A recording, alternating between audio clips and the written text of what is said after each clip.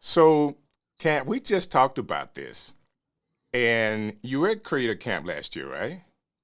I was. I was there, and while people come on, I'm gonna go through my phone because I kept every picture from last year's Creator Camp, and I'm gonna see if we have one because I know if you were there, Okay. we took a picture together. What group were you in? Were you in?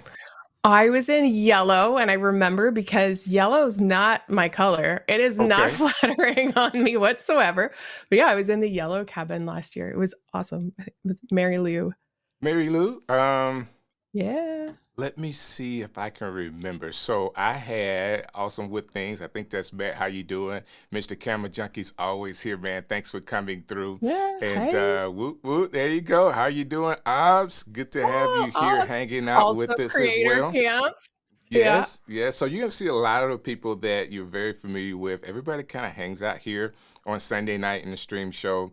I really love Yeah. doing this. And Kat, I didn't introduce you, but hello to everybody. This is Kat. Hi everyone. It's Kat Mulvihill here. So Kat is she's in the Ecamm family, of course, but she's an awesome creator in her own right, and she's come to hang out with us today to talk about her studio setup. Well, while we're getting started, I'm looking through my phone here to see if I can find a picture. I want you guys to go ahead and chime in and let me know where you're watching from and that you're here with us. Please say hello. And if you're like me and you're so very interested in what Kat has to say, you can be a part of the conversation today by going to our Zoom. I just added the Zoom link into the comments. You can click over and be in Zoom while we're doing this. If you have a question, guess what I'll do? I'll just bring you on live. I like it. I really like the fact that we have the Zoom integration and we can just bring people on. People love being behind the keyboard. But there's some people that love to be in front of the camera and will come in, make a comment, and want to be on with us. So I want to Yeah. give those people an opportunity as well. Are you like Yeah, that? Do you like being on? I Like if see some somebody on? I see creators who are in the chat. It depends. If I'm not ready for it, let's say I'm just hanging out and visiting, watching a YouTube stream, and I'm in the chat, I'm probably not camera ready. So Gotcha, unless you catch gotcha. me on a day where I'm quote unquote camera ready, then maybe. But often I'm just relaxed. I'm on the couch. I'm just kind of, maybe not necessarily wanting to be on screen. But I like chatting in the chat for live streams. There you go. So it just depends. I know during the pandemic, we were on all the time, and if anybody went live, everybody was always in front of the camera. I still just kind of like give people an opportunity to do that, no problem. And of Yeah, course, we of do have course. people coming in to be a part of it. So hey, I want to give people an opportunity. Sadi's here from Germany. It's 1 a.m. Kat, what city are you out of? So I am around an hour west of Toronto, in a region of Waterloo is where I am. Waterloo, region of Yeah, Waterloo. if And you remember the BlackBerry phone, yes, that was sort of our claim to fame for a while. But we do have a lot of tech companies, and the Google, we've got all sorts of different tech companies that are based out of here too. So it is still a fairly tech prominent area, and some people know us because of the BlackBerry. that's awesome. Hey, Obs, I see Yeah, you in the Zoom. Thank you for hanging out with me. I'll bring you on in a little bit as well. And yeah. let me, actually, she just left. Maybe she's coming back. I saw you, Obs. So if you Okay. got a question, just come on back, no problem. Yolanda, I see you in the chat as well. Thank you for hanging out with us. Now, Kat, what got you into doing tech stuff and being a content creator? What kind of got you into this world? I guess COVID. So in a year before COVID, I left my job. We kind of worked in the university environment for 14 years. And then Okay. I left to start my own business, and I was doing corporate training. I was doing workshops. And when everything shut down, I still had workshops.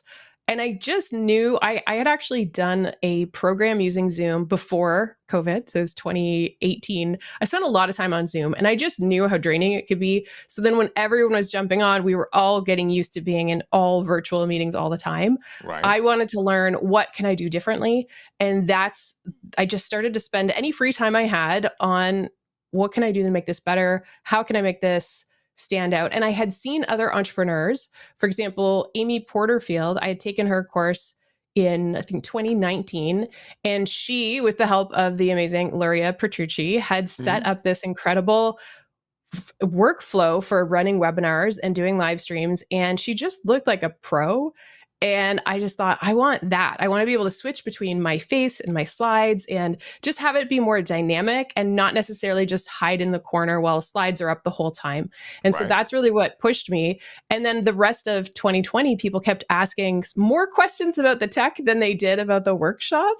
I'm hoping Okay. they still got value out of the workshop, but that happened so often. I thought, okay, there's clearly a need. People, now that they're seeing it, they want to know how to do it themselves. And I actually like teaching it and I enjoyed learning it. And I just decided to pivot my business. So 2021, that's when I shifted. That's awesome. That's awesome. So I want to tell you how far I go back in watching your content. I go back as far as you doing the transformation of your hair color. Oh yeah. Yeah. That was a COVID thing too. That was a COVID thing too, right? Yeah. So for people Yeah. that don't know, can you kind of explain people your journey with that?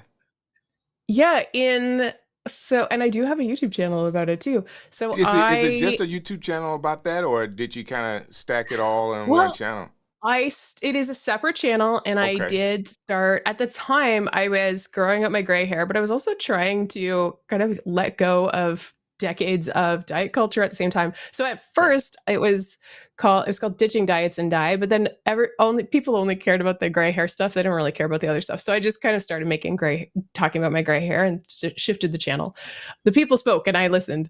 And Right. but on my Cat Mulvihill channel, when I'm doing other tutorials, the transition's still happening. I just wasn't actively talking about it, but I can actually see because I just went cold turkey. So the gray started to grow out, and you could just see part of it would be dark, and then there'd be the light. And as the videos go on, you can actually just see it gradually growing out. And then I did chop it into a bob once it got long enough. And I thought, okay, let's just cut off the rest of this dyed hair and just be done with it. So that was a almost 2-year journey. It takes a long time to grow out gray hair. So I haven't made it that far, Kat, as far as growing out my gray hair, because it is Yeah. on the sides here. Like if I let it go, it would go pretty far. So I get it. And I love the topic for people is this in that age group or people Yeah. that hereditarily may just have gray hair early. I don't Yeah. know. That being I said, knew it was probably going to happen because of my okay, aunts. They definitely their hair started to go gray sooner, and so I started dyeing my hair pretty early. And the gray hair, COVID, I was in my late 30s when that happened. So got you. mhm, So early. just being vulnerable online, like what made you be okay with that? Honestly, I think it was my experience with, and I Matt, I think is here. Awesome Wood Things was Uh-huh, I think man. part of it. In August of 2020, I took part in the Live Streaming Pros challenge, the 30-day challenge, Hmm. Lita, live every day in August. And I genuinely think that did it because not only did that help me understand just how to get comfortable pressing live, going live, and just talking to whoever decides to show up, even if it's no one. So I got comfortable with that. But I also noticed that the things that resonated and what got the most engagement was when I was being authentic and when I was kind of showing a little bit more of the personal side. Obviously, boundaries matter. You don't have to be an open book and tell every single thing. But I really did notice that that is what built the strongest connections and also the fastest connections. And I think layered on with the fact that it's video, you can just build trust through live so fast. And so that Right. experience for me was truly transformational. I really credit a lot of my content creation and going live. I mean, I don't go live as much anymore, but I do credit that to that experience. Well, one time for live streaming pros and people that's in that community as well. Shouts out to Loria and all that she's Yeah. doing. Oh, yeah. But I'm sharing that I recognize or remember watching some of those videos just to say how it resonated with me as well. I mean, you never know that some guy in um, Alabama is watching your stuff and seeing your transformation and can resonate with that. So you just never know who's part of Yeah. your audience, right? Yeah. And I Oh, think we were totally. doing It's something with Doc at the time too, in his mhm. community, and maybe those videos came up. And of course, I'm part of his community, so I may have saw it there as well. That being said, we have tons of people that are watching this. Um, Jeremy is saying hello. Sadid, I see you in the Zoom. If you got a question, please raise your hand, and I will more than happy come your way. You're just hanging out, and that's okay too. You have a wonderful setup. By the way, Mr. Camera Junkie said he started to gray at 13. So sorry to hear that, sir. wow. That is or that's early. That is quite early. Yeah. And Tina is saying hello. It's good to see you. Good to see you. Wonder if you're coming to Creator Camp again. I would love to see you again. And there he is. Money Weaver saying that Cat is in the building. Hey man, good to see you. Munchie was on just last week. Oh, nice. Yep, That's yep. We awesome. That is awesome. That being said, let's just jump in. So Sadiq said he just wanted to kind of hang out with Cat. Cat, I don't know if you can't see him because you're in interview mode, but Sadiq I is know. in the Zoom and he's hanging out with us. And again, he has an awesome setup. So Sadiq, don't worry, I'm bringing you on just so people can see what you look like.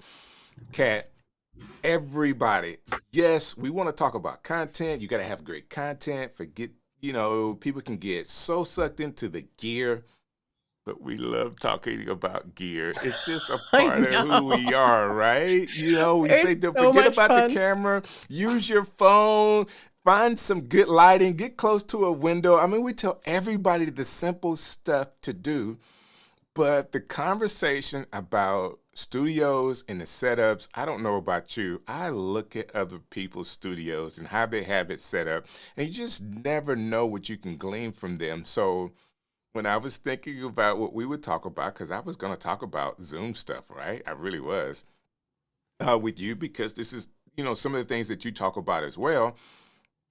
I saw your video about your update, and I said, we have to see what she's updating in her studio and why. So let's just kind of go through it, what your update is, what's some of the new accessories that you chose, and why you chose those accessories versus what you had in the past. So I'm gonna kind of Yeah. go full screen for us for a second. So everybody that's in the comments, everybody that's watching, thank you. If you see something that she's done that is outstanding, could you not give us a like tonight? Could you not just click the button if you learned something?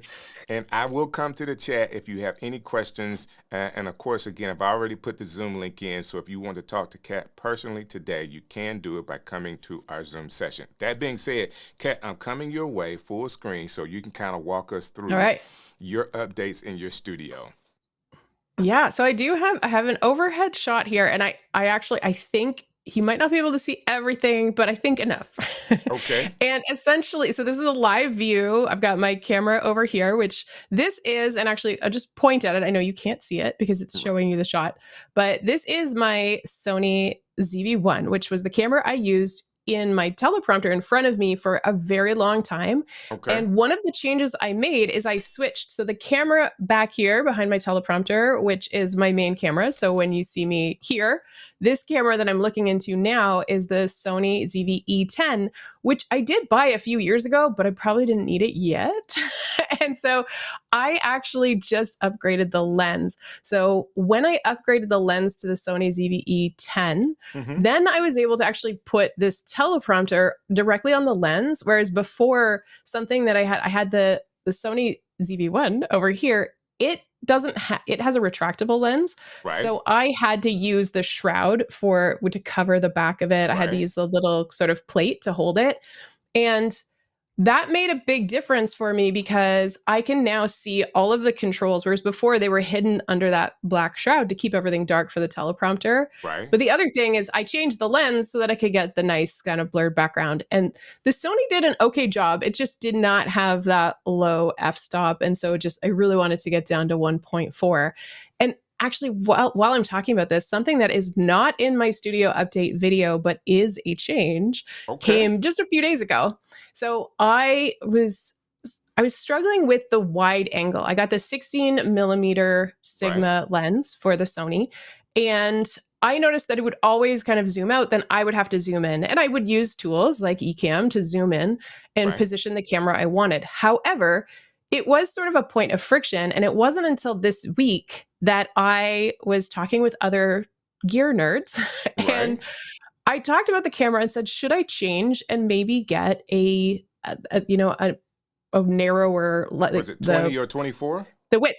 Well, that's what I was thinking is like, maybe I should change my lens. And then when I got to talking about people who really understand cameras, Mm-hmm. I was able to tap into the knowledge of you don't necessarily have to do that, right? You could, but first, some of the things you can do with your camera is actually change the settings.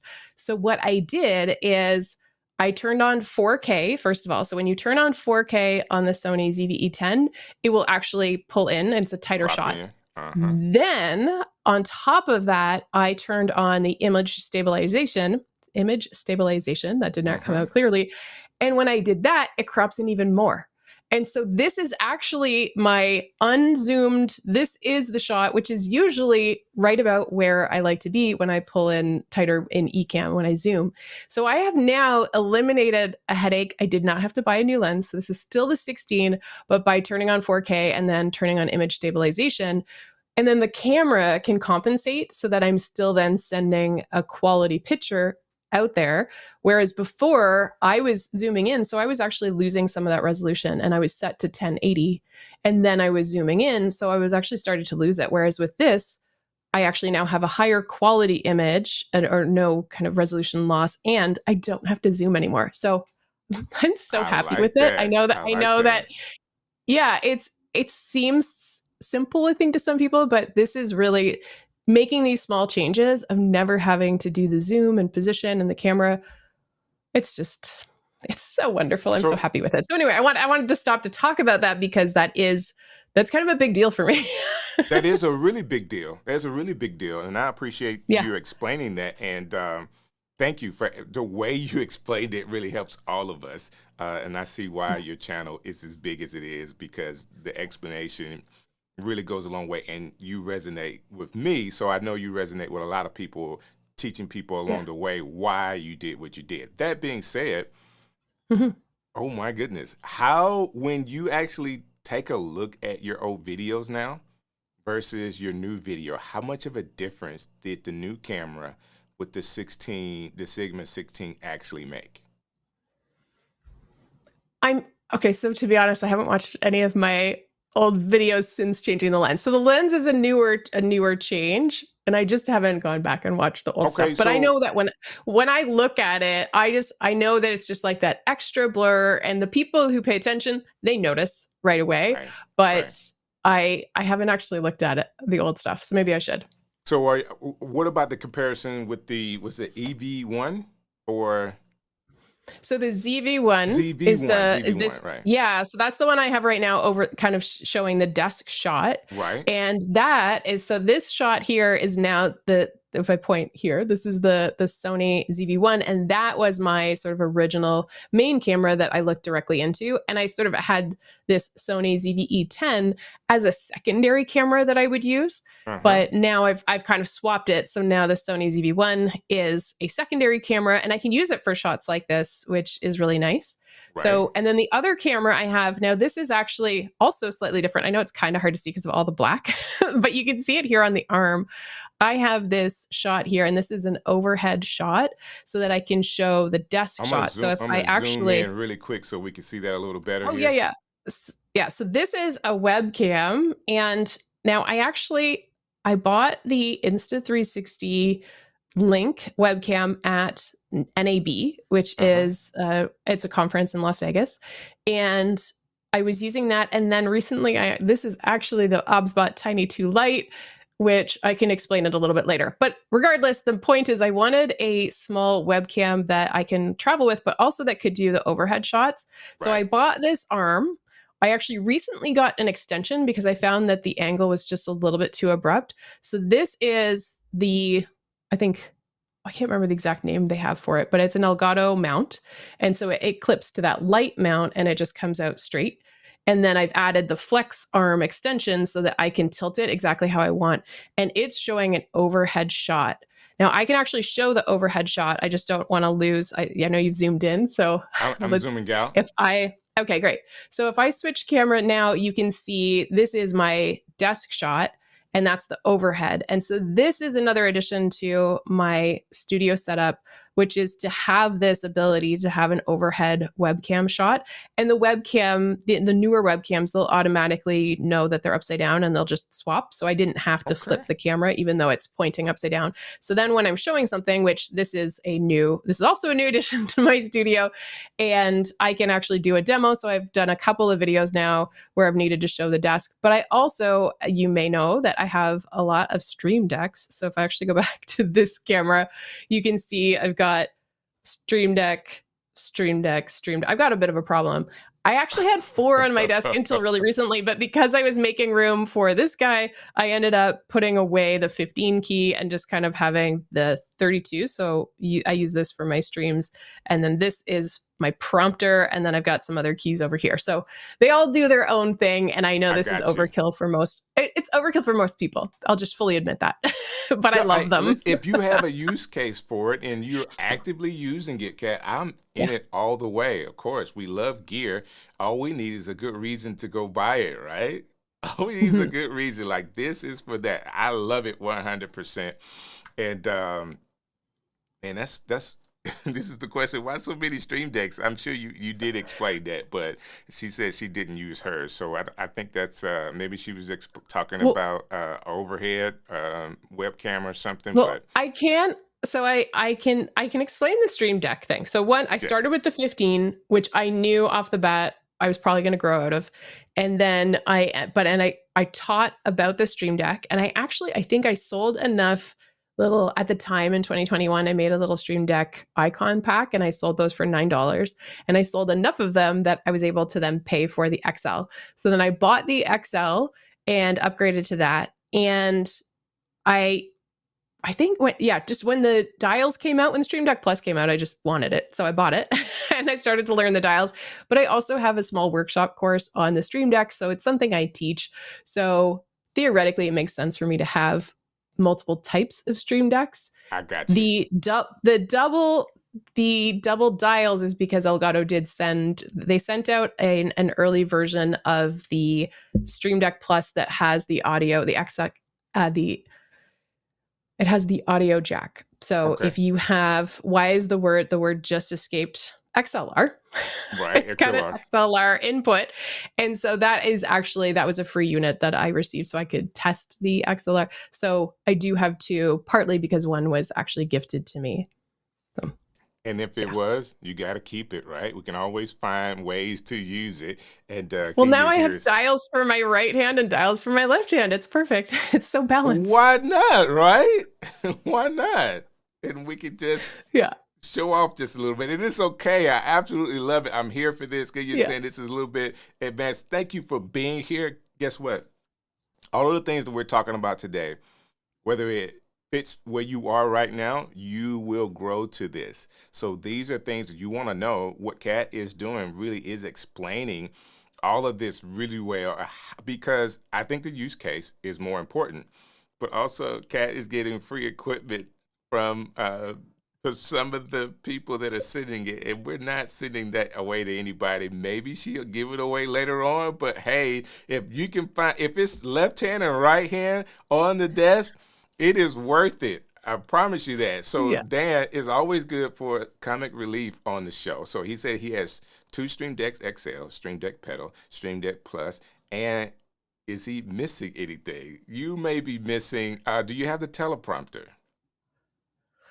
Oh yeah, the teleprompter is clutch. I love the teleprompter. Okay, I do have the Stream Deck Neo, but I use that for travel, so it is in my backpack, so that when there I'm you on the go. go, then I have that with me. And I know that might seem like overkill, especially because there's a mobile app. However, the mobile app, which I also have on my phone, it has to be on the same Wi-Fi network. And sometimes if I'm at a coworking space or I'm somewhere, I'm not necessarily paired both Wi-Fi to my phone and the computer. And if they're Hmm. not on the same network, the mobile app won't work. And so Got you. having just as the small, it's got eight buttons and then a couple of pages. It's really portable than the Neo. It's also $100.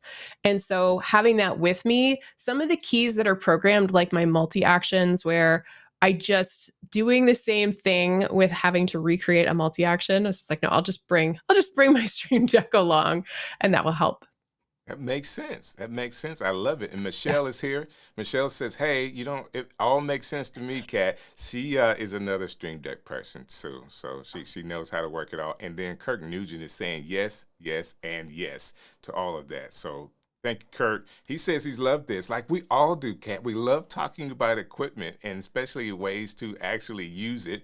And is really really cool. So Sadid is here. Let me see if I can just bring him in. Sadid, you mind coming on really quick? This is a good chance since we're talking in the comments. I want to bring you on, and if you don't mind, Kat, I am gonna have to move some things around here. Let Yeah, me no see if this problem. works. So this is a shot from the last show. So let's see if it actually works or not. There, it's perfect, perfect, perfect. Where I want it to be. So all I have to do Facilitate now, us. yeah. All right, that's a little pun, little facilitator pun. There I we couldn't go. help myself. Hey, Yes. the Miro Master, Miro and OBS. Hey, Hey, hey can from you hear Germany. us? I can hear you. Yeah, I hope you can hear me too. Great, great, great. Now, so you had a comment. You Yeah, said fun fact. Let's get the fun fact. Then I ask you questions about your setting and how you look here. I'll actually bring it up so you can Um, read it. yeah, I just read it the other day. It was, I think, the whole moon landing was less tech than an iPhone 12 or something. And if you look at um, uh, her cockpit, oh Yes, my God, you can land yes. on Mars with that. So it's You just have just overkill. say I it. know. I know. you have called it right. I thought I thought the fun fact was I actually just saw in the comments there that you said the Stream Deck phone app with a wire works now, which I did not know Y- that update, and that's a very exciting yes, update. sometimes it makes sense to read like the change logs from time to time, and it was you There's can now so use many a wire, which changelogs is to keep awesome. track of. Yes. Well, there you go. There you go. And we got us a nice little wave here tonight, Kat. Tom is saying he's waving Oh, at all of us, Tom. so that's really cool. Do me a favor. I really stopped and wanted to bring you on because, of course, you're in the Zoom, and anybody else that wants to be a part of the Zoom call, it is really simple. I'm going to put the link back in the comments so that you could actually come on and be a part of the conversation in Zoom. So that you have a awesome setup here as well. We're talking about Cat setup, but brother, like the lighting in the back, what camera are you using here? I at the I hope it's the which one is blinking. It's the Elgato Facecam Pro I'm using at the moment, I like it. and this is just a little bit of magic because the blur is not actually from the camera.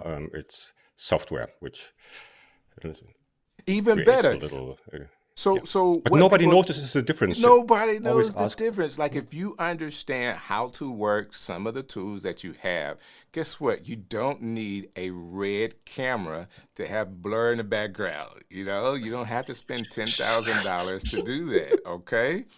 There's ways to actually make it look really good in your home studio and not spend an arm and a leg to do it. Now, expense or if something is expensive, it's always relative to people, okay? So there you go. Because I would buy whatever I wanted to buy that I could to put in my studio, but you don't have to. So kudos to you, man. It looks really good. I love the color choices. I even like the way your headphones and the hat matches, man. You got me. Is that part of your color scheme as well? Yes, so I adapted my whole I wouldn't call it a brand, but whatever it is, my whole color scheme, as you called it, to my head because this is the only colorful like item I own. Okay. Usually I just wear black and gray, so this is the only colorful thing I own. I thought, okay, looks good. People like it, and I get it. Like people mention it, and so I thought, yeah, why not matching everything else? So you can see like my little background and everything is Yeah, matching the colors of my head. it matches so well with all of your overlays because I see a lot of your overlays on LinkedIn and it's such a good blend. I actually have a similar these aren't working right now, but I have a similar look if I wanted to. We could be That's matching. really Oh, cool. That's never really saw you with cool. headphones. Well, because I'm wearing in ear. In ear is how I like to go when I'm streaming, but this is what I like when I'm not on camera.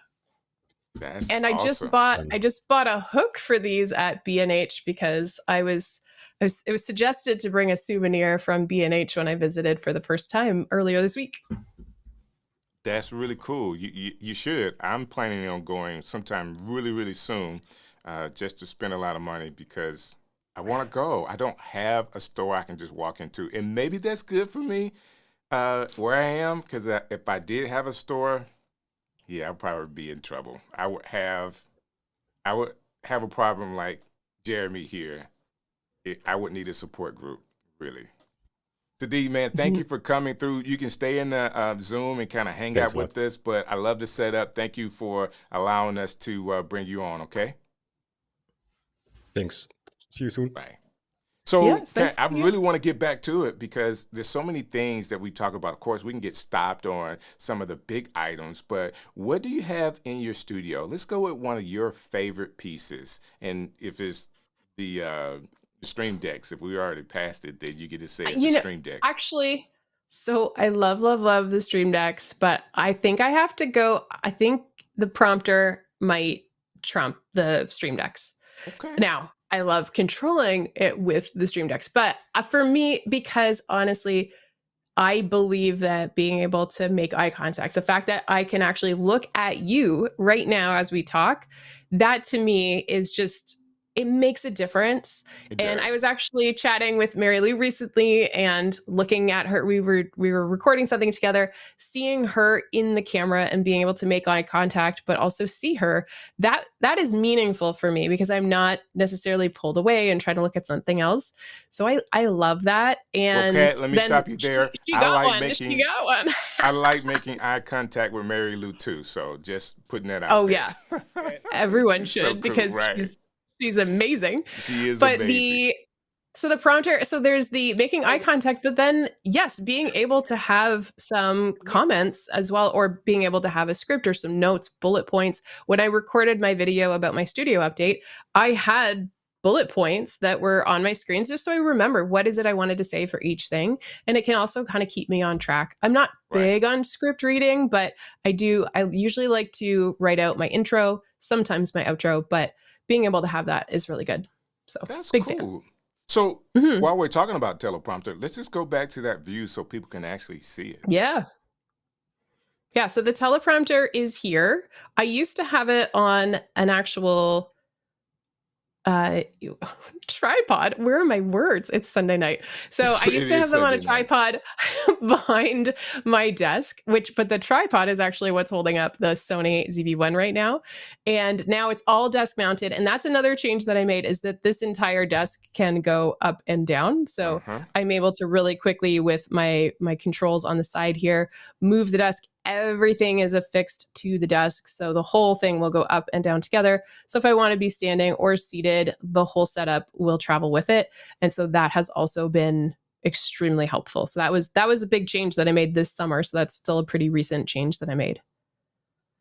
That's awesome. And I missed this in the comments. I got to say hello to Heather as well. Thomas, Heather are checking us out tonight. So she's saying, Kat is awesome. Kat, we all feel the same way. Kat is awesome. So cool. We appreciate people coming and hanging out with us as well. Let me see if I had any other question. I think we did have one question here.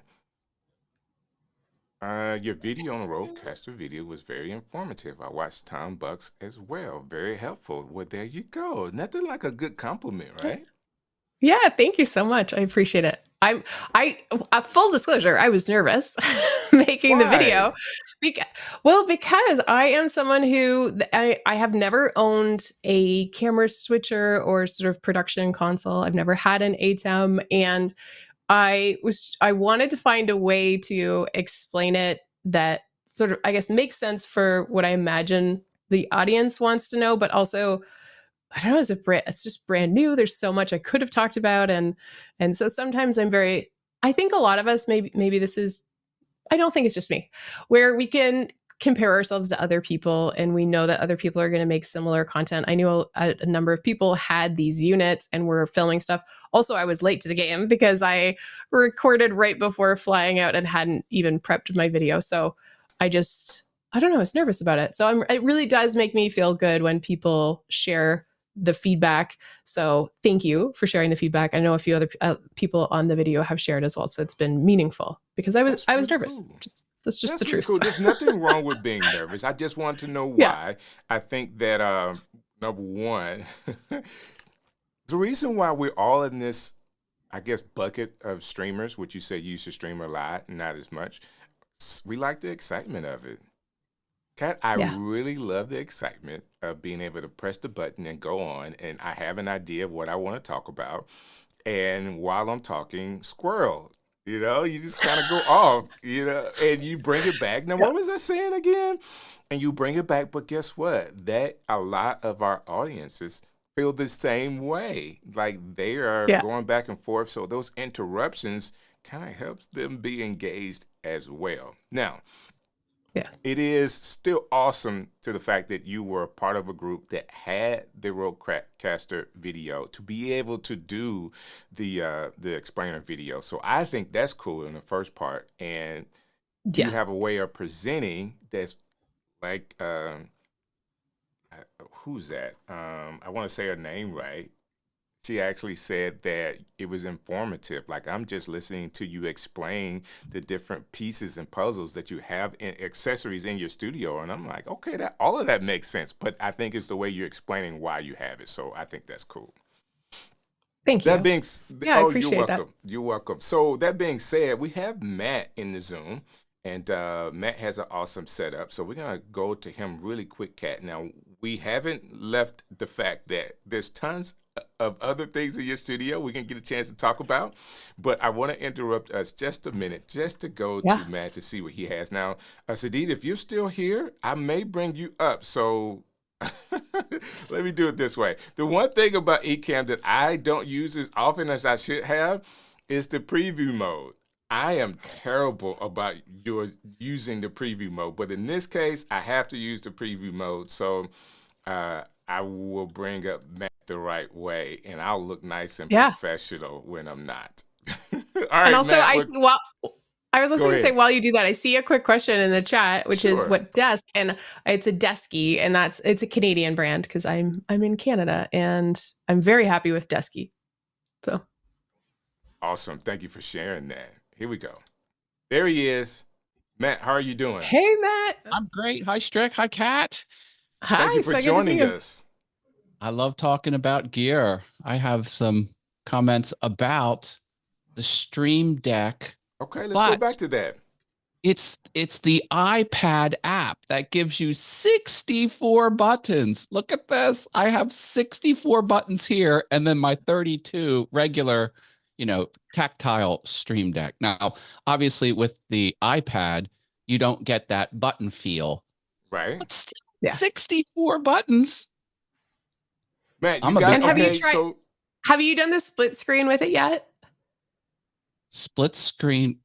What do you so mean? you can, you know how with the iPad, this is a cool trick. So if you have the iPad, you can drag, so you can actually have two instances of the app going. And what I've tried, I didn't play a lot with it because I already have so many physical ones, but you could actually have a small setup, like 6 buttons, and that can be a profile switcher for the other app with the 64. So you could actually use that to control which page or which profile you're seeing on all the other buttons. And so it's almost like you can drag it over so it's tucked to the side and then have that as a control, which is pretty cool. That's pretty intense. No, I had not thought about that. Kat, you're amazing. I love it. I love it. Strict, right back Thank at you. So, You're my man. Kat, I'm not the only one that thinks you're amazing. And Sadid, I think you had something in your studio where you were showing off your combination of Stream Decks as well. You want to bring that screen back up? Let me see Yes, if I can I- make it fit here. All right, man, I'm gonna have to slide over. Okay, I got that one. You cannot see it. I have a really, there it is. I have a nice, you can, just saying you can add a GIF or a GIF, I don't know how it's pronounced okay. correctly, as a It's going across as a all of the screensaver. It buttons. just says you're on mute because that's something. And my second one, which is this one, the Plus, and I also have the app, and then I run out of budget for more Stream Decks. So yeah. Oh, that's cool. That's cool. And I did the exact thing that I knew I didn't want to do with the preview mode. That's why I Where hate using you it. were stuck in preview mode? I Yeah, was stuck in that's preview my thing. mode, but that's, that's part of it because I will forget sometimes. But Matt, thank you for coming on. And you always have an awesome setup as well, man. You look great over there. And I think since the last time I saw you, there's some new things going on in there too. Oh, I'm always dropping something else on the set too. So yeah, it's a fun work in progress. I love it. I got you. I got you. So, Kat, I'm coming back to you because I stopped Yeah. with talking about one of the favorite things, but I don't know if we got through everything. We talked about your teleprompter, your stream decks, the 3 cameras that you have in there. What microphone are you using? So this is also new, but it's very similar. So I was using the Shure MV7 for a very long time, and just about a month ago I got the MV7 Plus. I Okay. actually had a chance so I was in Las Vegas for NAB show, and that all the gear. It's kind of overwhelming. I know that Tom and Heather were there. I don't know if anyone else in the chat was there, but so much to take in, and the conference floor is just filled with people. So when I went to the Shure booth and I saw Laura, who was at Ecamm Creator Camp last year, And we love Laura too. yeah, Laura's incredible, and Yes. I started asking questions about the new MV7 Plus, and I put on the headphones. I was just kind of getting that monitor and hearing how it sounded, and then she turned on the denoiser that is built in with the digital signal processing in the microphone. I could not believe the difference on that conference room floor of just the impact it made. And I thought, okay, because there are just days where I cannot, even though it's a dynamic microphone and it's not as sensitive as my old condenser mic that would pick up all the sounds, sometimes I have my neighbors will do yard work or construction nearby. And so to have that denoiser do the processing right from the mic is pretty incredible. And then also knowing that when you set it up and then if you connect it to another computer, it saves everything in the mic. And that is when you're using USB. Right now I'm actually using XLR, but I like that it also has the dual functionality, which the old one had. The old one did have that as well, but I'm quite happy with this new upgrade for the Shure mic. That's awesome. That's awesome. And I really love the fact that Yeah. you're willing to try new things and add new things to your studio, even if it's just, one MV7 to the next MV7. It makes a difference. It makes a difference. And using it over time, guess what? A year or two from now, they're going to have an MV7 plus plus. They may have an MV8 or something Probably. that comes out. Guess what? If you have an opportunity to upgrade because that feature fits what you're doing now better, why not? I Yeah. love it. It's Why also not? it's something I want to be able to explain, and these are questions that I know I had, so I assume other people are going to have them as well. And it does help to go to events like Ecamm where I met Laura and then see her again at NAB show and kind of build those relationships has been really helpful for also just understanding what are the options and have someone you can ask when you have questions about it. Yeah, I have to tell you the story of how I stalked Laura at one of the NAMM shows. So the NAMM shows is for musicians, and my wife is a musician, and we went there in California. It was in LA, and she was supposed to be teaching a class. I went to the Shure booth where she was, and her coworker said, well, she's about to teach a class, and I got there before the class started and just surprised her. But it was kind of stalker-ish, Kat. I wasn't just trying to be, but just a little bit. I think it is completely fair that if she was at the conference running a workshop, to go to the workshop before and introduce yourself and say hi, that to me is not stalkery. No, but I had never met her in person, so of course I knew her, but we never met in person. So before class, she was setting up. I came in and just said hello, and I'm from Alabama, so we hug everybody. So I gave her a big hug, and I said, "Okay, have a good class," and then we left. But nice. It was cool. It was cool. And she's an Um, incredible musician in her own right. She sure is. She sure is. She actually sang on one of the stream shows. You guys got to look that up. Laura actually sang on my show. That's incredible. Yes. It's definitely better than me singing on the show. But that's a whole nother thing. How did you choose your background? Like, what made you decide to go with the colors and the pillows and all of that? So I full disclosure is that I wouldn't say I love my background. I have some restrictions, which is that I am not in a huge space, and the right behind me, this is the guest bedroom. And during COVID, well, no, actually, before I started my business before, and this is the second bedroom. So it happens to be the guest bedroom. That is the guest bed in this house, but also it's where I set up my desk. And I didn't necessarily at the time that I started my business imagine that I would be streaming from it. But once I realized that was going to happen, I thought, okay, how can I at least make this feel like how, I guess, just how I want to be perceived, which at the time when I started my business, I was mostly focused on sort of corporate clients and talking with people in businesses. And I also had kind of chosen teal as a brand color. So I Gotcha. bought some throw pillows that sort of matched that. I used to have a planter that was kind of matching the teal. I kind of slowly phased that out a little bit to have the white, which is a little more neutral. And I just wanted to pick a background that didn't necessarily look like a YouTuber background because that wasn't the audience that I was necessarily going for.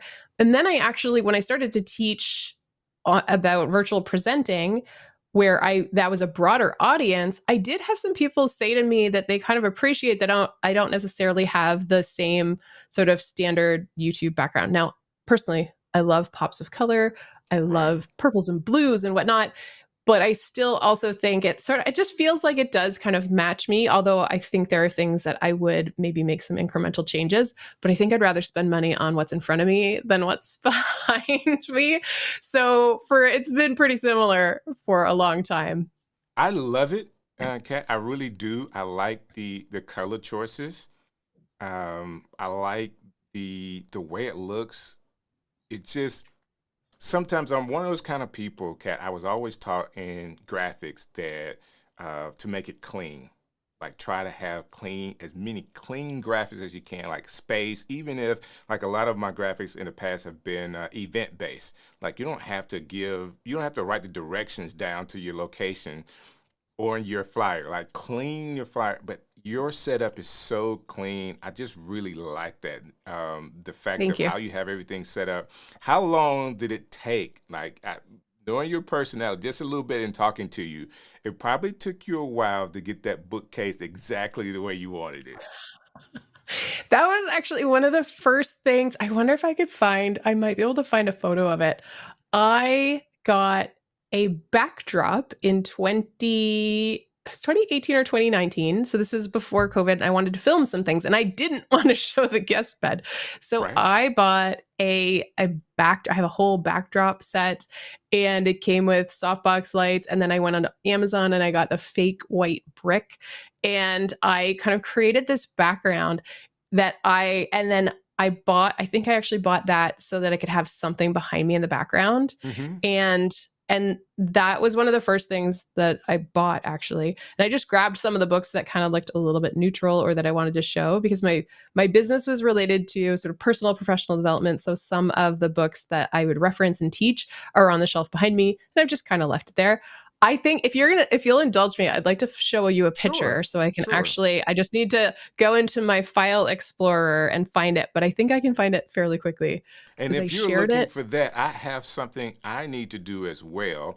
You may not know this, but Kirk Nugent is a part of the stream show too. And Kirk had a I question love for Kirk. us. Yes, everybody loves Kirk, right? I know. I want to bring up his question for you while you have that. Awesome. Oh, I found it. I Okay, found I'll it. let you go first, and I'll have his Are question you coming ready? up. Okay. Yes. I'm just gonna drag it over onto Ecamm. I've shared this publicly before, but here we go. So this is the backdrop. So, and I couldn't quite get the line straight, but it is a fake wood that I bought. And I have it's the same plant, different planter. And the books are still almost identical to the ones that I Wow. have. So I got that just something to have over my shoulder. I had my leather desk chair. Oh, and I had brown hair.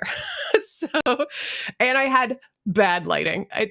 I think my windows were open and I also had those soft boxes, which just in this space, it was just too much. But I Gotcha. also had a Logitech, I think it was this C920 kind of webcam. So it was also not necessarily the best webcam, but this is a screenshot from a video that I shot for my website in 2019. Okay, Kat, stay right there for me. Mm-hmm. For everybody that's looking at it, I'm gonna have you go back to that Oh, you picture want in it just one back? Do you want second. it Hold on. back? I Yeah. would really love to get people's thought because you're saying this is a Logitech with window lighting and a softbox, Mm-hmm. and this is your first attempt at, I guess having a backdrop and doing videos. I think this is Yeah. good as well, Kat. I think it looks really good as well. What do you guys think? How well do you think she did with her first attempt? Now, I'm not taking anything away from where you are now because I think it is also awesome because you're doing it intentionally. So this is where you are now. So in the comments, you just say yes or no if you like how she started because I think how you start Saw to and cut it down. hold on just one second. I think it was that Matt. Matt is in the background talking to me. So I really like it. Even Davis is saying that's good. So yeah, that looks great. I'm just saying, not to take away. So being intentional, Kat, is important as well because you want to know what you are doing. But even when you didn't know what you were doing, you still came across to me really good. Yes, thank you. I appreciate that. When I look at it, I it's not bad. I can see all the changes that I did eventually make. Yes. And there's also embracing the fact that there was a bed behind me because putting up and taking down a backdrop every time I wanted to record, Right. that was a pain. I bet. That was I a real bet. pain. I bet. So, yeah. So I wouldn't think automatically that was a bed behind you. Sometimes you see people with couches. Yeah. The pillows throw me off. I could be wrong. Somebody would be like, hey, yeah, of course, Strick, that's a bed. I wouldn't have thought. I wouldn't know. But I'm throwing up. Yeah. Mr. Camera Junkie says she started in the top 10%, and now she's in the 1% club. So kudos. And then from That's the very Law kind. Library says, looks great. So, and David said yes, of course, as well. Looks like 2018 looks like 20 years ago. I don't know that. Then let me do this. I got tons of comments coming in for you, Kat. People are loving this, but I only have like 16 likes. Is there a possibility? Let me come on camera. Is there a possibility that you guys like this enough that you would actually hit the like button and tell Kat thank you for her time and sharing some of this stuff? While you're doing that, I want to do something. I actually did something this week, Kat, I normally have not done. I actually cleaned up my desk in my office. So my office desk is also, I do everything here. So not only do I live stream, I do all of my work from this particular desk. And it has snacks and napkins, old napkins and pens and just all kind of stuff. And I actually cleaned up. You can't see all of the desk, but this is my side shot here of what it looks like in my studio. And you're actually seeing a very old iPad in the corner here. That's why it's moving. I hadn't put up a real camera yet, but that's the iPad shot in the back. But this is what it looks like. And you're not seeing the desk, but it's really clean over here. And I'm excited about that. So I wanted to show it off. That being said, here's a message that I'm hoping that you can hear from Kirk. I'm just going to slide it in because we have Ecamm and I could do that. What up, Ecamm fam? What's going on, DJ Strick and my good friend Kat Mulvihill, who's going to be DJ's guest for tonight stream show. It's your boy Kirk Nugent, the Geek Speaker Preacher, and we're excited to have you with us tonight. And I am excited about tonight's topic because Kat and Strick are going to get you all the way right for home studios. And there's something about having a dope backdrop in your studio for people to be like, wait, where is he? What is that? Well, I'm actually coming to you from Rome tonight, right? In Italy. In fact, we're in St. Peter's Square, right in front of the Vatican, and super excited to be here on a trip, on a media project for the media ministry that I work with. But I also want to tell you about something that's coming up the first Friday of October, where Kat Mulvihill is going to actually be coming through to hang out with us at the How It All Works group with the Workers Warehouse family, and she's going to be talking about content planning. So we'd love for you to come check that out. It's a free masterclass, and Kat is our guest lecturer, and we're excited about that. But also want to make sure that she gives you all the goods tonight. She's been making some significant upgrades in her studio. We've all been following Kat. So let us know what went into it, your thought process around making some of those purchases, and I'm sure the stream show will get you all the way across the line, because that's what they always do every single week. Again, it's your boy Kirk Nugent coming to you live from Rome, and I can't wait to be back on the stream show with my Ecamm fam. Later. I love Ecamm. Oh my gosh. I So love Ecamm. that is a way cooler backdrop. Oh my goodness. Yeah, that was Rome. Kirk showing off a little bit, okay? Like No, only Kirk can. if I would flex if I was in Rome too. I completely agree. I really do. I really do. It is so funny that he was talking about that while we were ending up talking about backdrops. I didn't know. Yeah. I did not know. But Friday, you're going to be on with him. Friday. I Yeah. think the combination. So one of the things I always talk about, Kat, is how content creators should collab. Like, I just think collabing with other content creators is the way to go. Audiences coming together. There are going to be some people in his community that haven't been exposed to you that are going to be, that may have influence of other people that would like your content as well. So I always think that collabing is always really, really cool. And then you have a lot of information to share, not just about studios, but of course about a myriad of things that comes up with being a content creator. So I think that's cool for you to be hanging out with Kirk. Yes, I'm excited. And Kirk, okay, I see Kirk in the chat. Kirk's also going to be at Ecamm Creator Camp. Yes, he I is. think he should be So there. excited. Yes, yeah. I actually know this for sure now, and I am so excited for. And I mean, there's a few people in the chat that are going to be there, but I can't wait to hang out in person again. So it'll be a lovely time. And it's just a couple of weeks away. So I know it's so soon. And actually, I'm running a workshop at the Creator Camp, and it's sort of along the same vein. So on Friday, I'm talking about content management, and then at the Creator Camp, it's sort of an interactive workshop where participants will get to do almost like a self-audit of what is their content management process from idea to repurposing all the way through, and what are the areas that could maybe use a little bit of attention? What are you really doing well right now? And then what can you start to refine so you can iron out some of those kinks and really just start to streamline things and trust your process. And so I'm excited for that too. That's really cool. Are you going to be using any technology in that, or are you keeping it all a secret till then?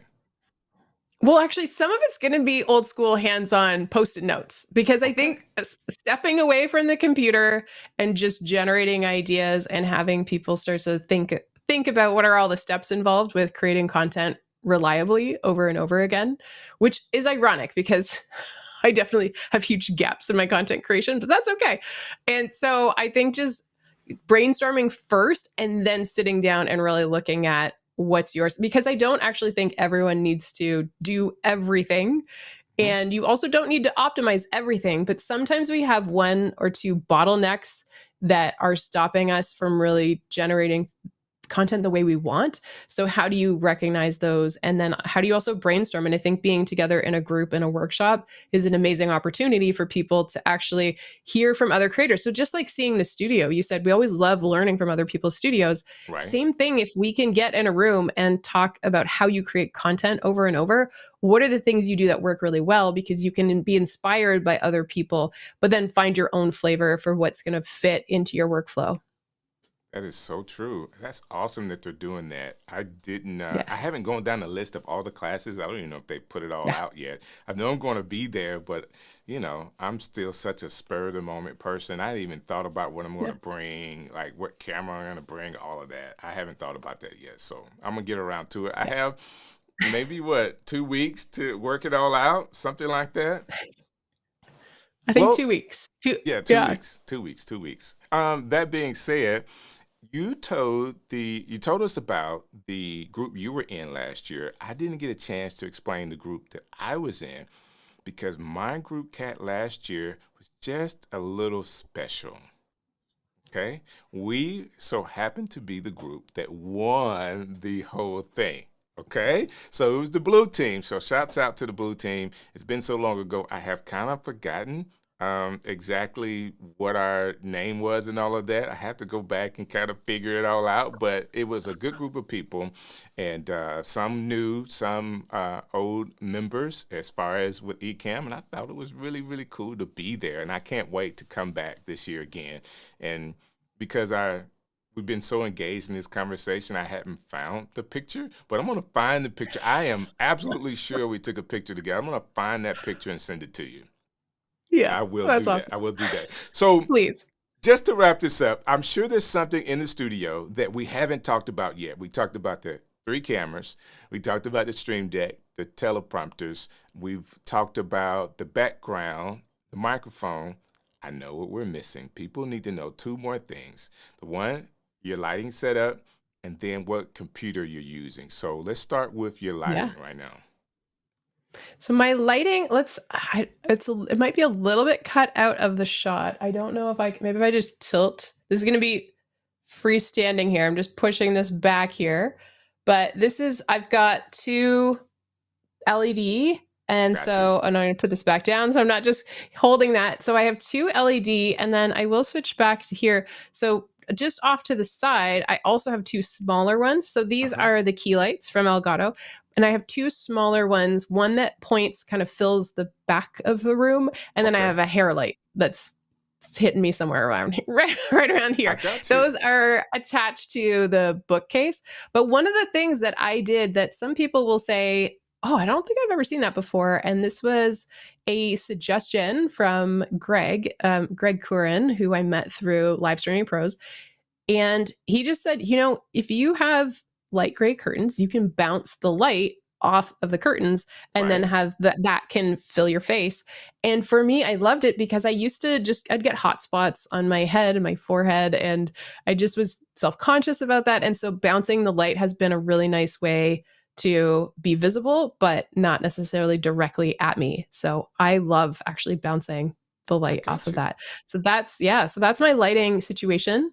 That's something that Camera Junkie does as well. He bounces his light off a wall. So I really like the thought of that, because you can get so used to, I need to have this light and you're shining, or all the other things that would happen. A lot of times you can turn the lights down, but if you can't turn it down, like depending on what you have, just bounce the light. You can go up, you can go down to the wall. There's tons of ways of doing it so you can look good. So I like the idea, and shouts out to Greg who told you that. Yeah, I really appreciate him. I don't think I would have come up with that idea on my own.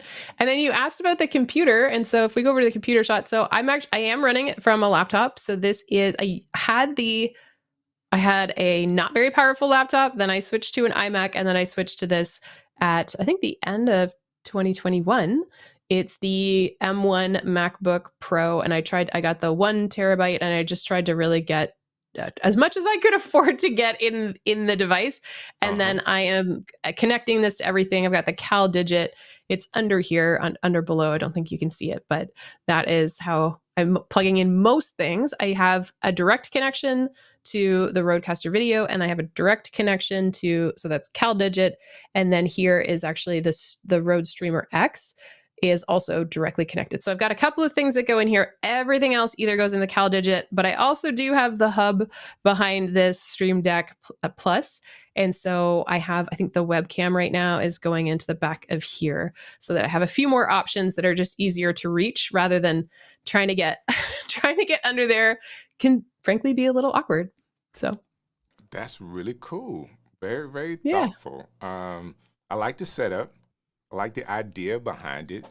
It's kind of like, hey, I do have a structure. These are some of the things. If you're a live streamer, if you got multiple cameras, you need to have these particular things.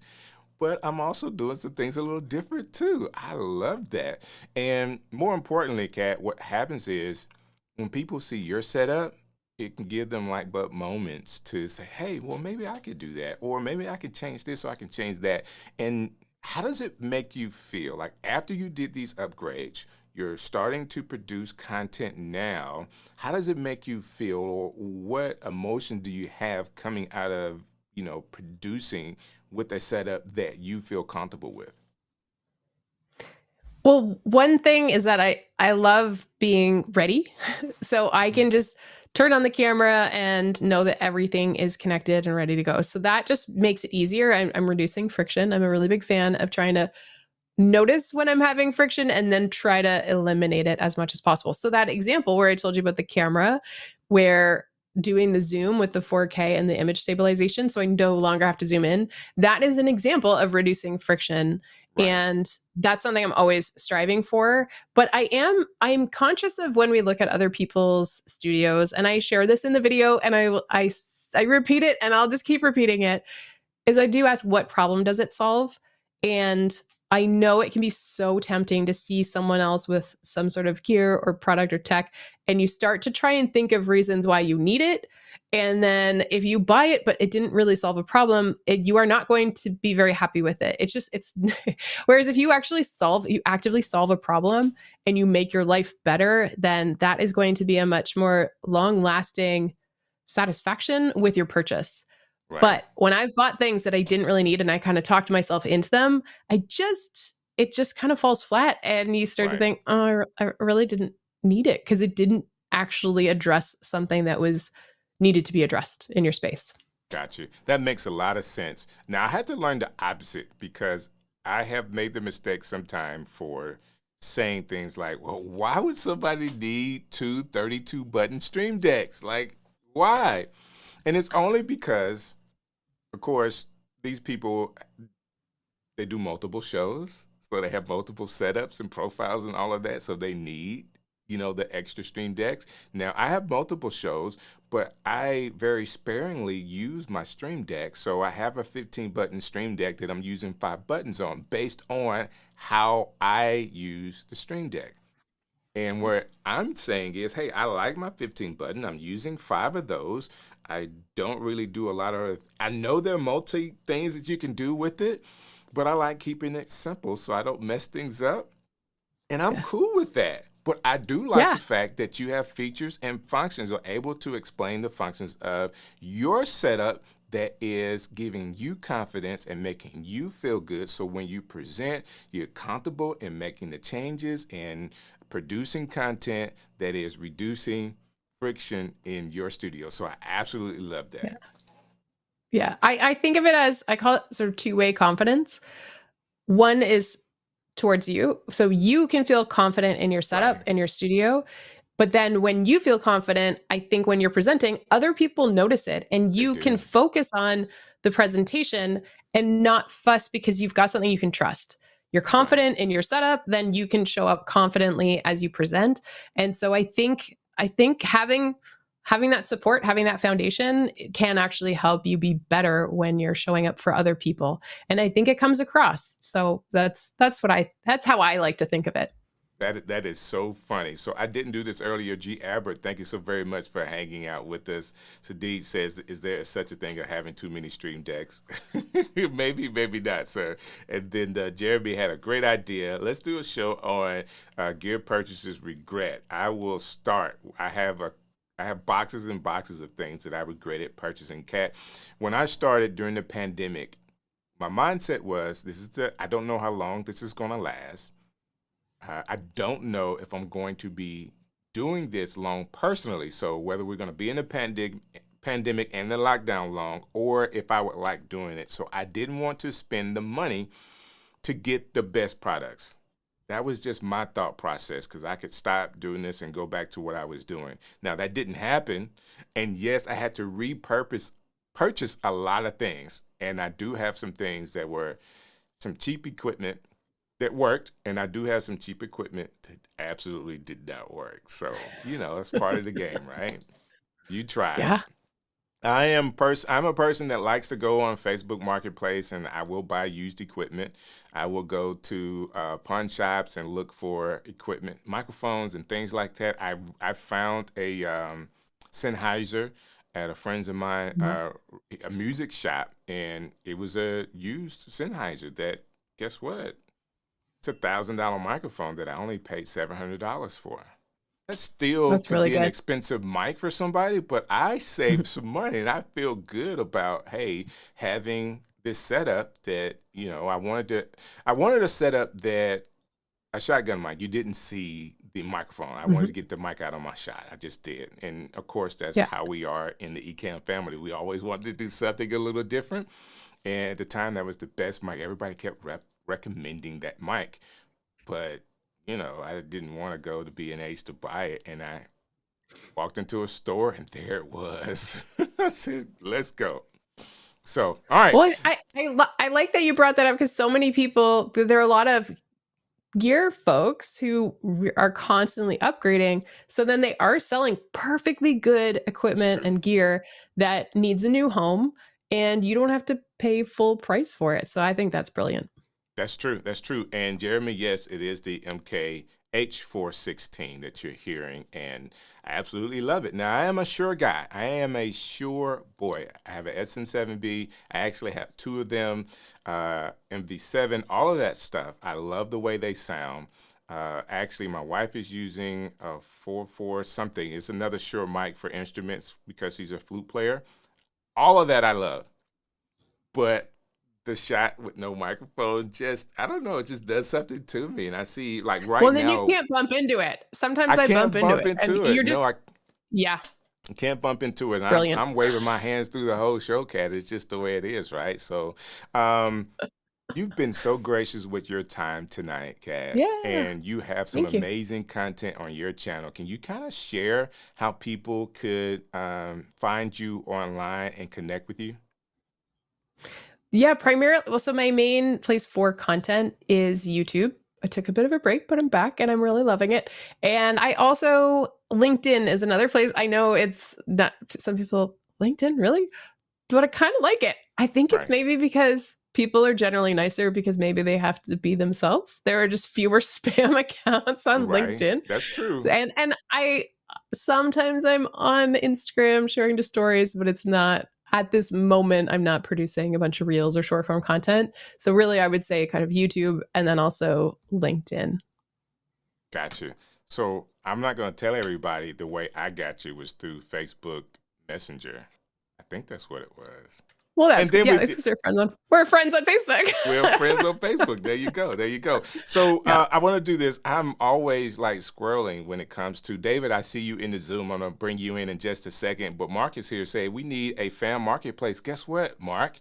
We do have a fan marketplace. There is a Ecamm site for selling equipment. I think it is. It's on Facebook.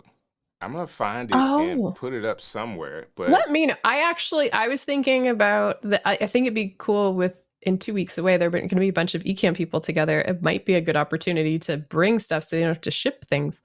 So that's a really good idea as well. Camera Junkie, if you're still here, can you confirm the Ecamm marketplace link? I know you can get to it from the website, but I think it's on Facebook. And I noticed there is a question from Matt about relational databases. The answer is 11. On a scale of 1 to 10, the answer is 11. Just thought I would note that one since I saw it in the chat. Okay, there you go. Well, thank you for that. I don't know what that means, Kat, at all. Oh, so databases, basically. Gotcha. I love databases that can link together. It's just Kat, I'm sorry. Nerd heaven. That's okay. I'm sorry. I should not have asked that question. Matt is a fellow Notion nerd. Notion has relational databases. So there you go. I have Notion. I'm not into it yet. But I should be. They have a lot of great features that I'm trying to use, but there's always so many tools. I know. Well, and reading the update logs, it's hard to keep track. And even there are companies where I like their software and they send updates about what's new. Who has time to go through all the updates? I thought maybe I would come up with a system where I just filter all the updates and then maybe set aside an hour every couple of weeks and actually read them so I can use my tools properly. But that was a dream. It didn't happen. Wow. It did not come to pass. Wow.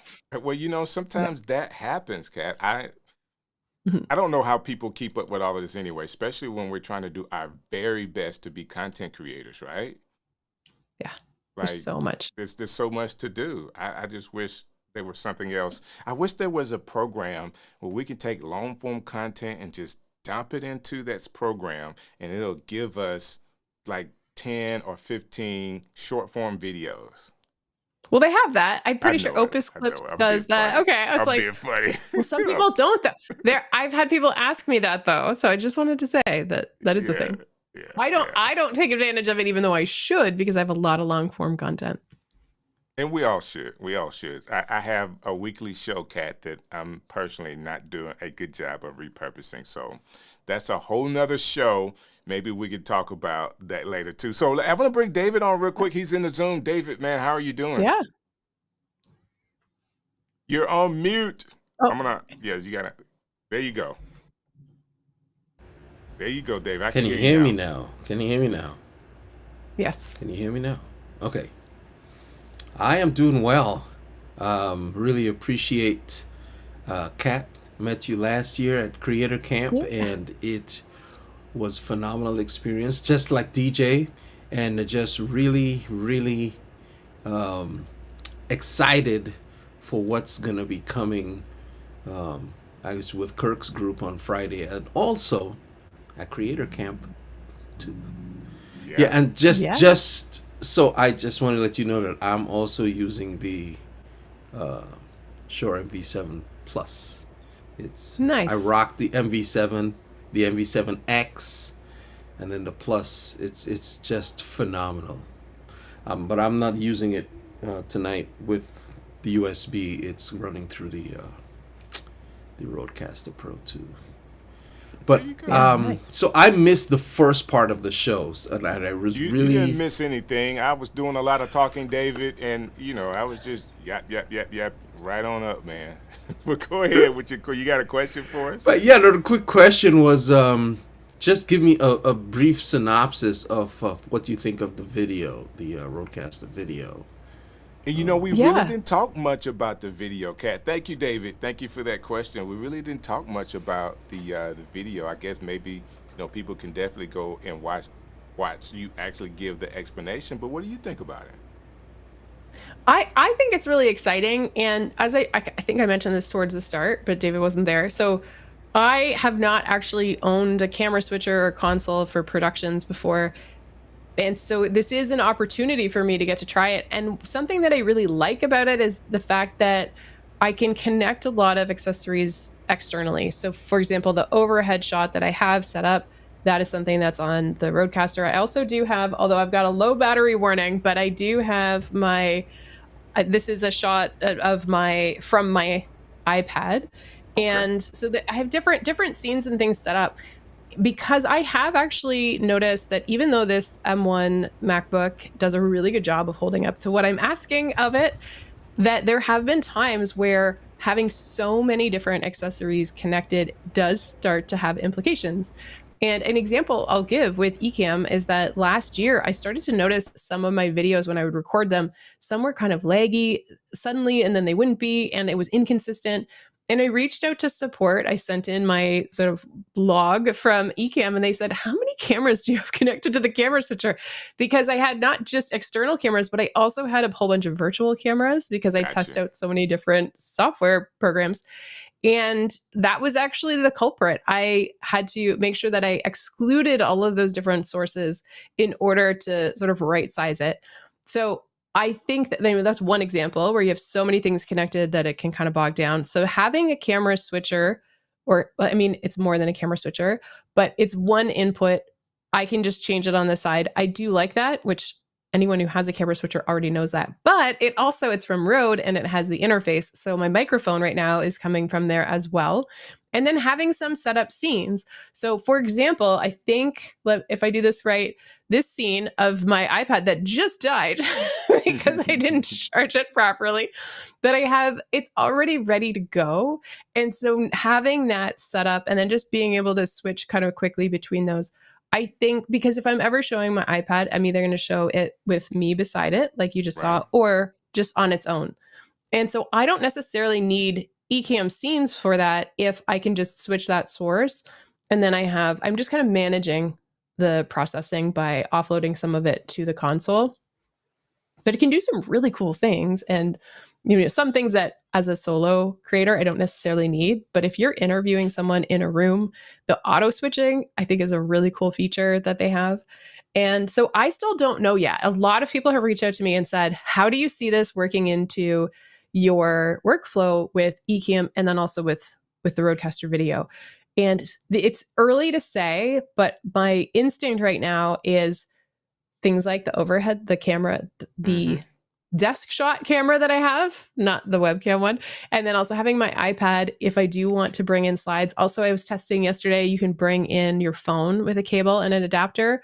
So having a few scenes where if I'm showing extra tech that's a secondary device, I think bringing it in through there is probably the direction I'm going to lean. But I still like the flexibility and the speed of spinning up a new scene really quickly. I also had a few people ask about interviews and bringing in guests. And I think that's just better suited towards software, honestly. There are ways to do it with the console, but I really feel like the Rodecaster video is for the production that is in the room and putting all of that together. It's not necessarily for producing, bringing in guests and things, even though there are ways to do it. I just don't think that's the tool for it. I think that's where software for bringing in guests, even what you've done today, we've got a combination of, I'm joining you through the interview software, but then you've got people coming in through Zoom. Software does it so well that I think that's just my personal opinion. I just thought I would share that. No, that's great. That's great. Thank you, David, for asking that question. Did it help you, David? I wanted to say this really quick. Colin thinks that the Rodecaster video plus Ecamm is going to be a killer combo for multicams. That's the same thing that you were saying. Yeah, it is. It is, and I agree. Thank you, Kat, for sharing that. I have the ATEM, as you can see here, it's the ATEM Extreme, and it is amazing to say the least. You could, do the multicam. Do I have my overhead shot? Yes. So I can, you could, at the touch of a button, bring in, multiple things and have different scenes set up.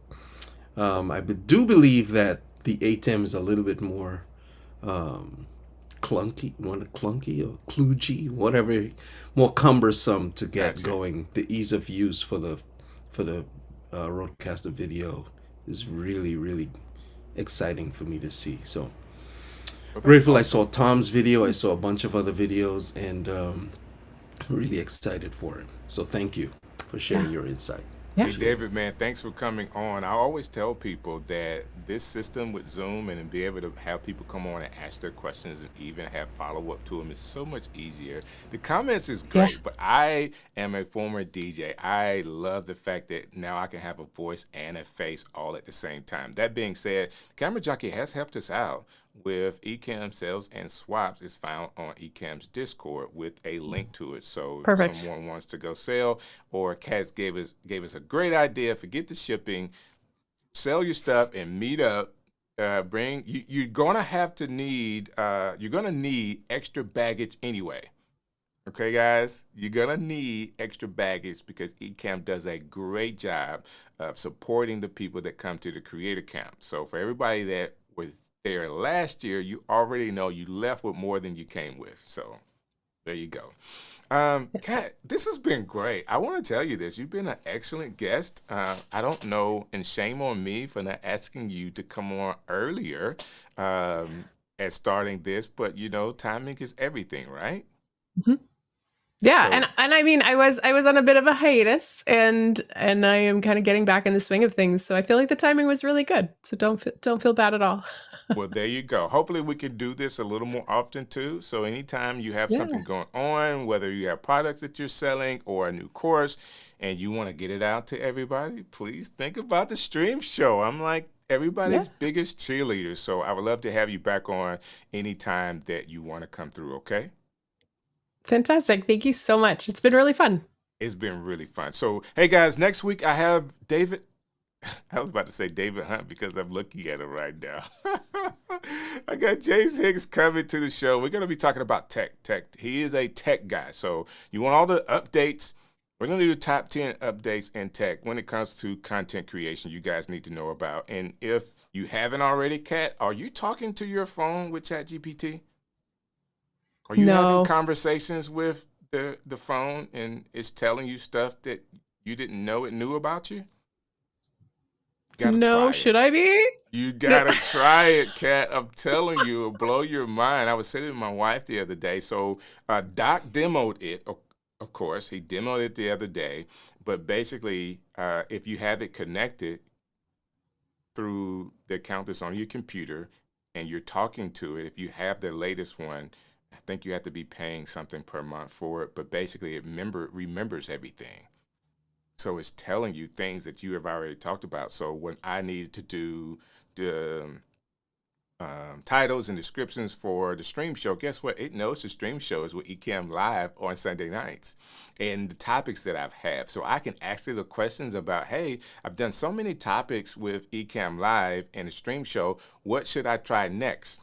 And it'll give me some things to try next. And voice, so it's through the phone. And I should demo it now, but we've been talking for a while, so you got to try it out, okay? This is just Strick saying, hey, in your free time, download it on your phone and see how you like it talking to you and telling you things that you didn't know the computer knew.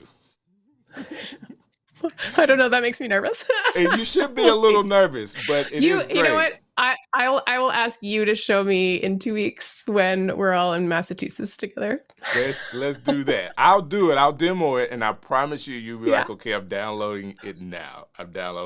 Yeah. That being said, thank you so very much for everybody that's been watching, and you have 10 seconds to hit the like button before we stop this stream tonight. So I need you to do that. And Kat, just hold what you have for just 1 second for me, okay? Guys, thank you. See you next Sunday night. Hey, this is DJ Strick, and I would like to thank you for watching another edition of The Stream Show.